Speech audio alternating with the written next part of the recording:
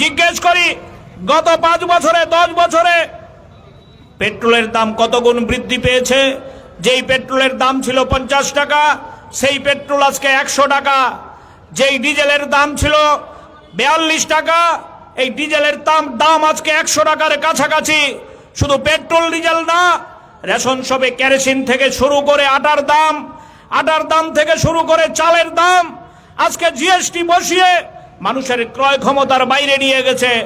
মশলা থেকে শুরু করে ভোজ্য তেল থেকে শুরু করে পরিধানের বস্ত্র, সবজি থেকে শুরু করে কাঁচা লঙ্কা, ধনে পাতার দাম আজকে আকাশ ছোঁয়া। ওই জিনিসপত্রের দাম যেভাবে বৃদ্ধি পেয়েছে, এই সামান্য কর ছাড় দিয়ে মধ্যবিত্তের মুখে হাসি ফোটানো যায়?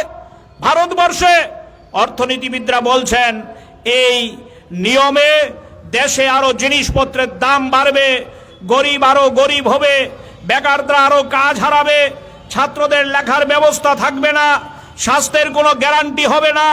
গোটা দেশে মানুষের স্বপ্নের সাথে বিশ্বাসঘাতকতা করেছে এই বাজেট, প্রলেপ দেওয়ার চেষ্টা হয়েছে।